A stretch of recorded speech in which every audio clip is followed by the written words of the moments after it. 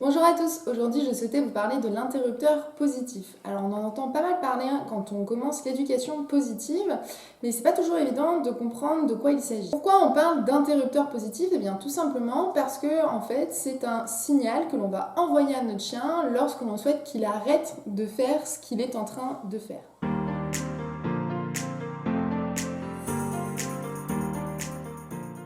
Lorsque notre chien est en train de produire un comportement indésirable, c'est vrai que notre premier réflexe à nous en tant qu'humains, même si on veut être le plus bienveillant possible avec notre chien, c'est de crier non, le prénom du chien, Max, arrête, stop, ce genre de bruit.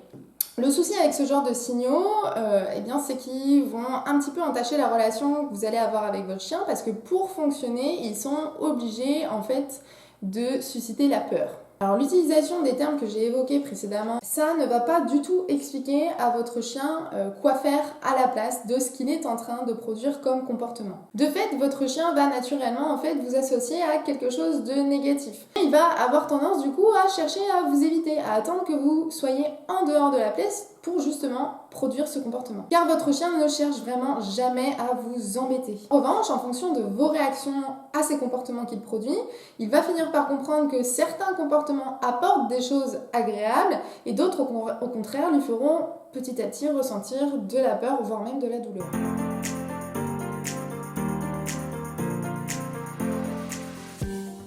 C'est vrai que lorsqu'on parle d'éducation positive, on a tendance à très rapidement résumer cette approche en disant eh bien d'un côté il faut renforcer les bons comportements et ignorer les mauvais. Le souci avec l'ignorance, c'est que le chien, lorsqu'il est en train de produire le comportement que vous estimez indésirable, il est du coup en train de se renforcer. Typiquement un chien qui est en train de manger le pied d'une chaise, si on ne l'arrête pas, il va continuer de le faire parce que mine de rien ce comportement est renforçant pour lui, ça lui apporte du plaisir.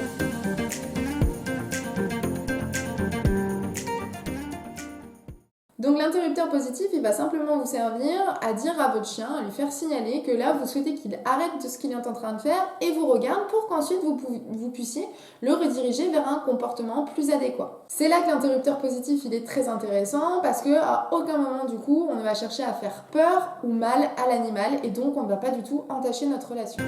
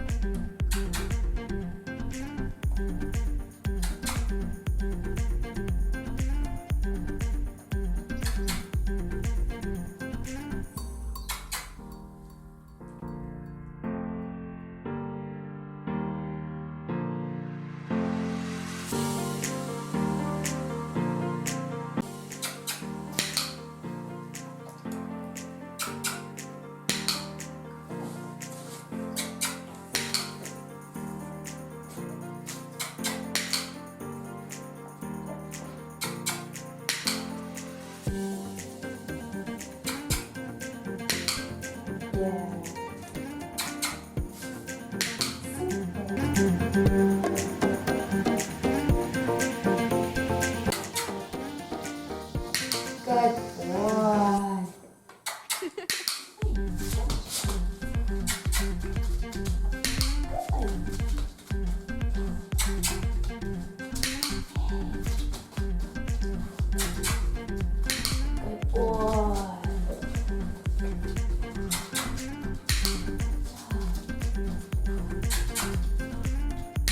Good boy. Good boy. Good boy.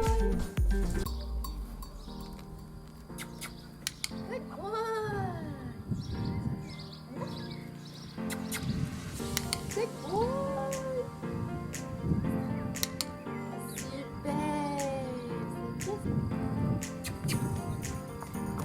Super.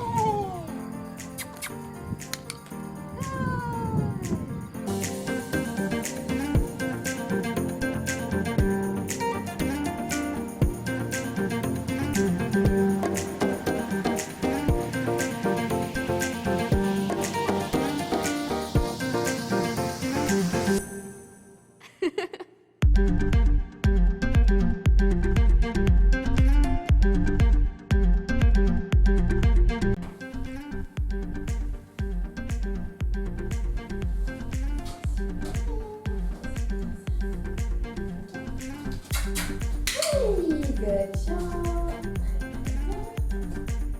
Super. Wow.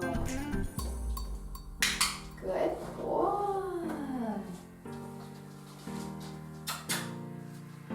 Hey, good job. Good boy. C'est bien ça. Good. Super good.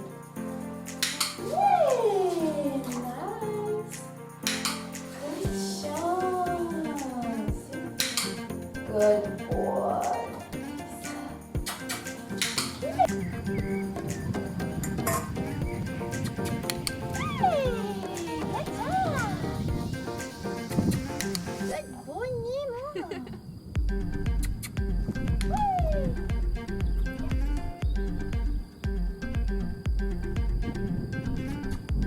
Good job.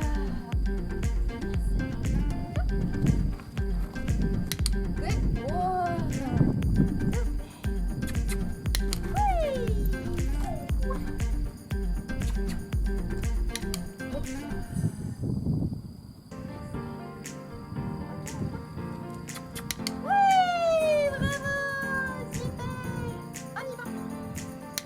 Good boy. Good job. Hey, bravo. Good boy.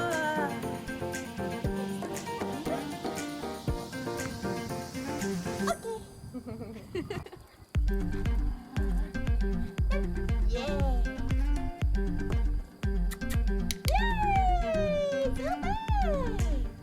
Good boy.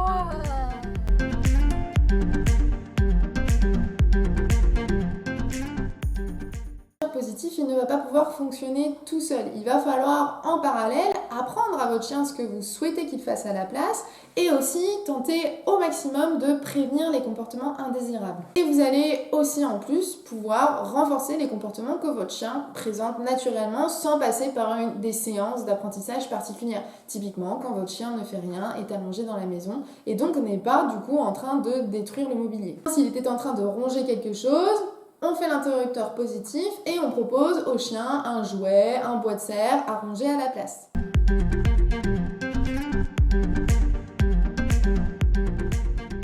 Petit point de vigilance tout de même, gardez bien à l'esprit que l'interrupteur positif ne doit pas être utilisé à outrance et surtout pas seulement lorsque votre chien produit un comportement indésirable.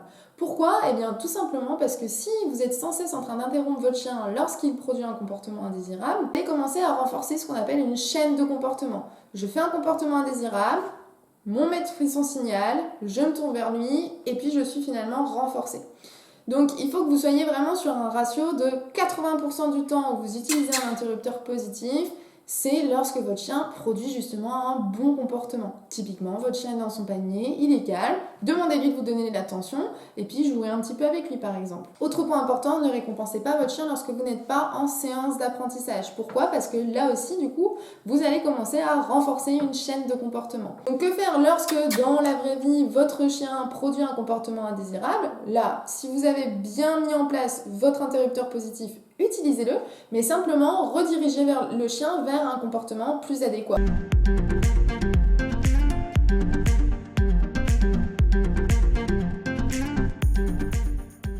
Veillez bien à mettre en place plusieurs séances d'apprentissage, multipliez les scénarios, soyez créatifs, utilisez différentes distractions, la nourriture, des jouets, mais aussi des humains et éventuellement d'autres chiens. Et veillez du coup à ce que votre chien n'ait pas la possibilité de reproduire ce comportement indésirable. Exemple, s'il était rentré dans la chambre parce que vous n'aviez pas fermé la porte, que vous l'avez du coup interrompu, qu'il est revenu, très bien, proposez-lui du coup de faire autre chose et allez immédiatement fermer la porte de votre chambre. Et surtout, n'hésitez pas à vous poser des questions. Pourquoi mon chien produit un comportement indésirable ?